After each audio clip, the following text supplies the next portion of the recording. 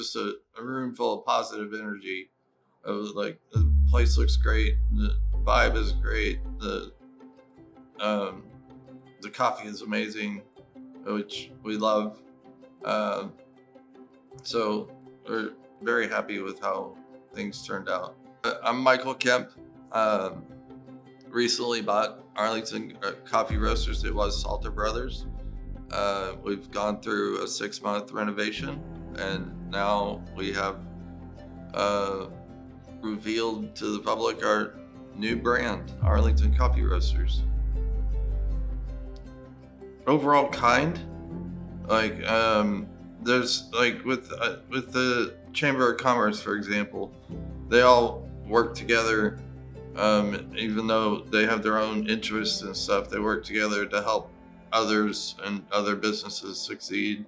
Even though they have their own business to run too, they still donate their time, and so it's where the community can kind of come and gather and spread gossip. But where information's passed around, that everybody just meets and have a good time. You can meet a new friend.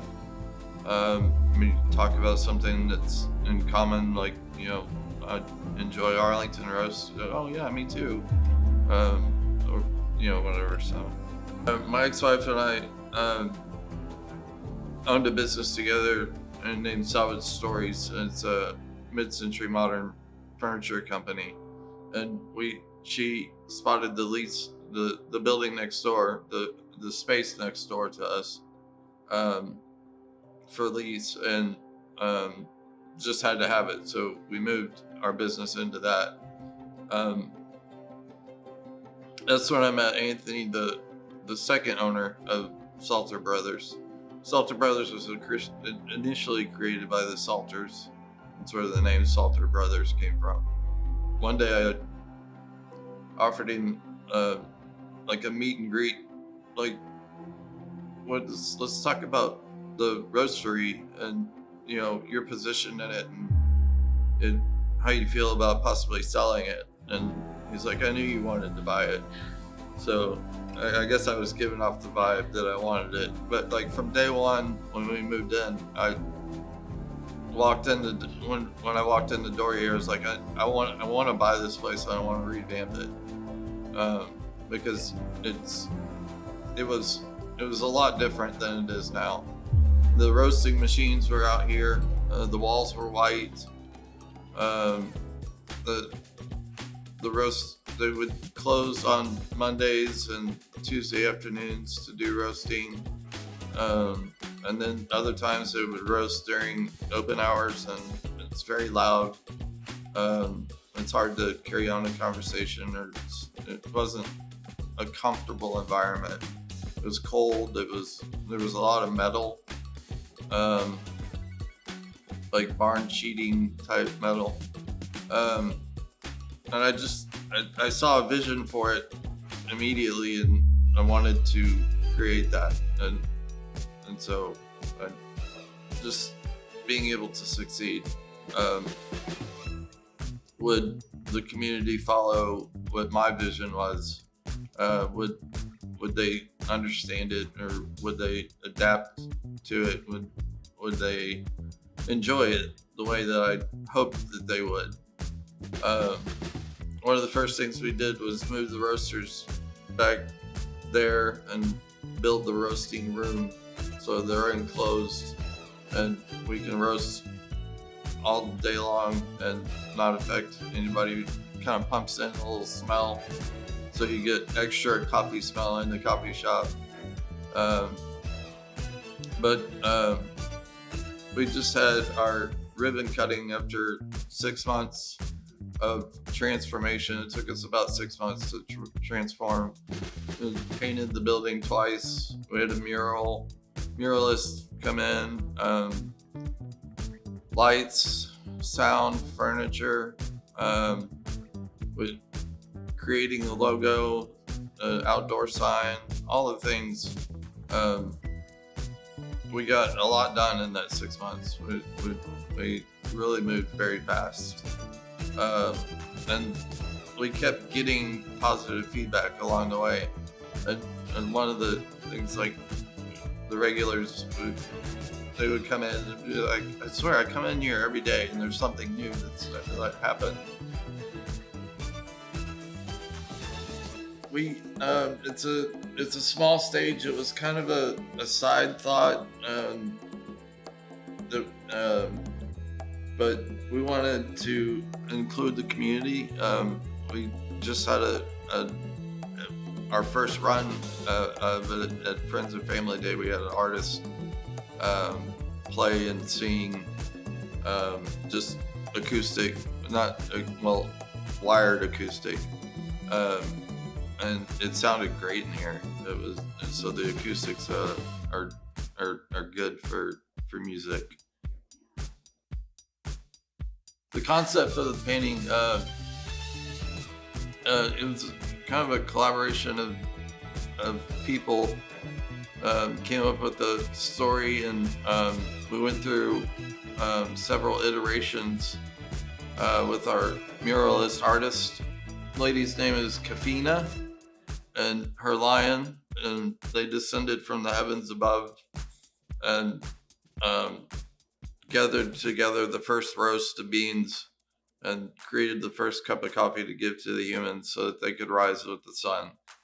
That was our story that we created around it. Wanted something to tie to the community. I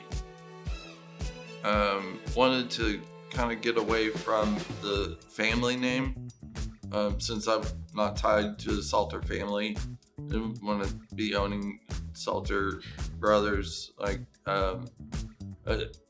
didn't feel the cohesion there. And Arlington doesn't have a roastery, or didn't have really, a roastery, and I felt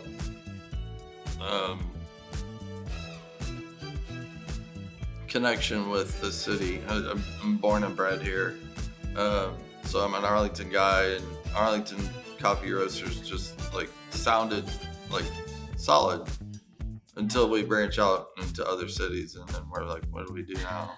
But for now, it's good.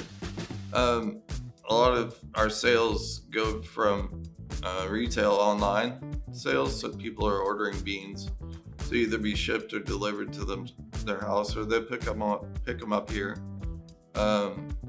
and they start their day with us at home.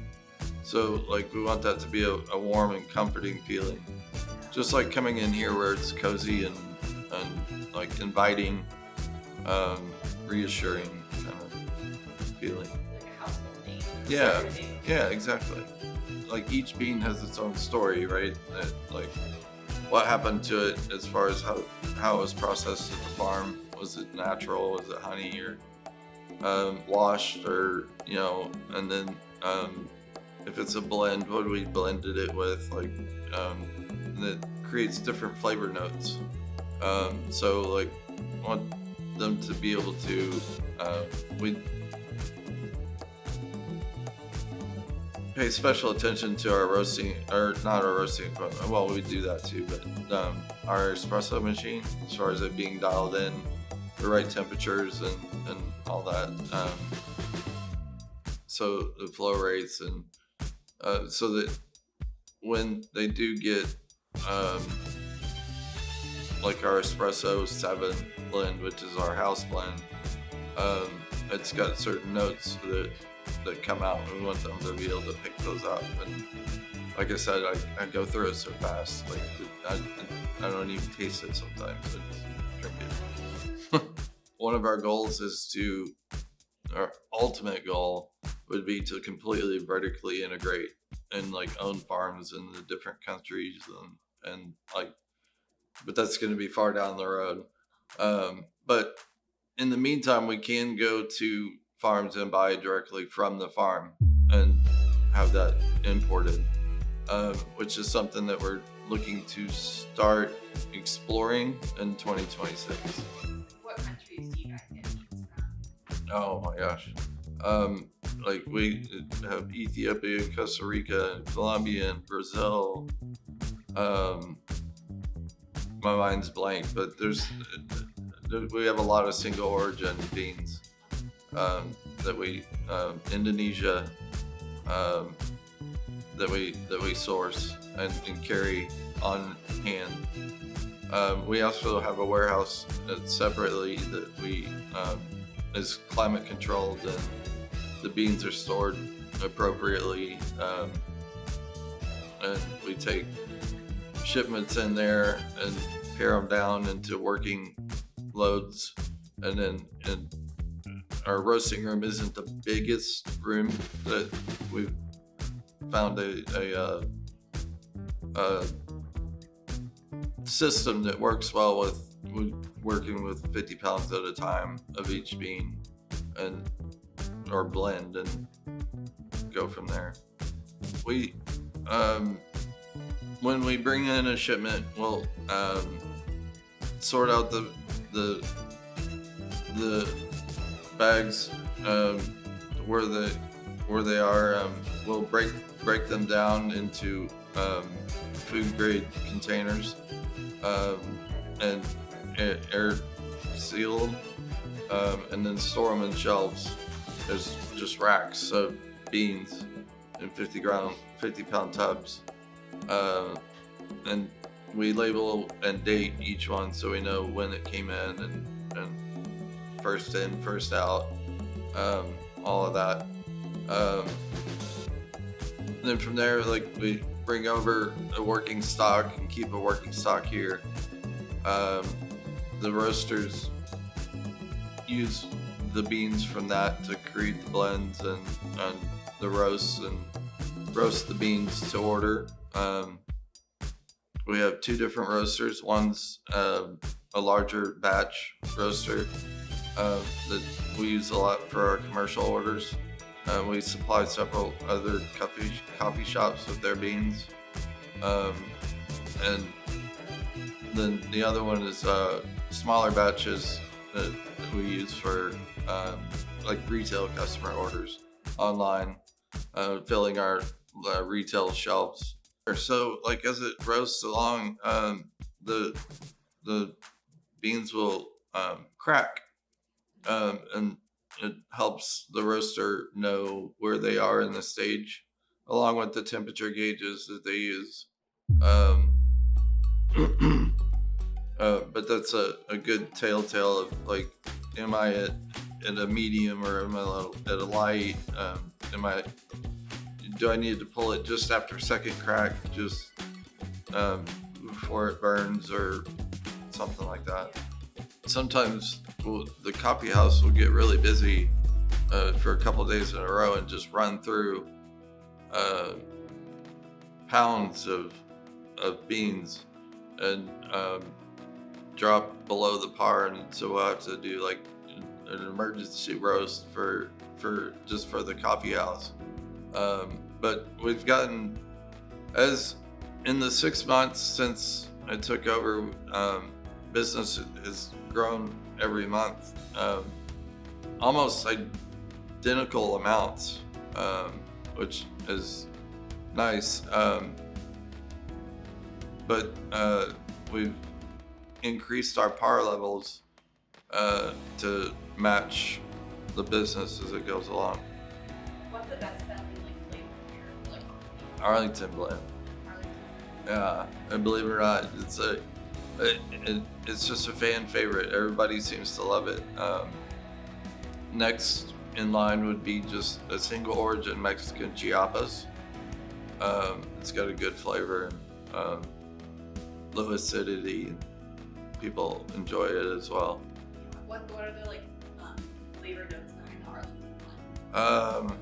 It's got a chocolatey base with some floral notes on top of it. When you walk in the door, you're greeted. The staff is knowledgeable. They're able to make traditional drinks the way they were traditionally made, not the way that Starbucks makes them or something like that. And I mean, yeah, quality is a big one. Yeah. Shorter term dreams would be able to supply beans to other businesses and coffee shops um, to grow our wholesale side of it. We used to have our cold brew uh, brewed for us. We weren't doing it ourselves. We had a brewery that was doing it, and kegging it for ourselves. And so at the beginning of this year, we're taking that over. And so we got our traditional cold brew that we're gonna stay with and get the recipe down and everything. And we're ordering some equipment to be able to replicate over and over the same thing so that it's always the same. And then we're going to start experimenting with other blends of cold brew as well, and like see how those do in the shop, and sell those hopefully commercially too.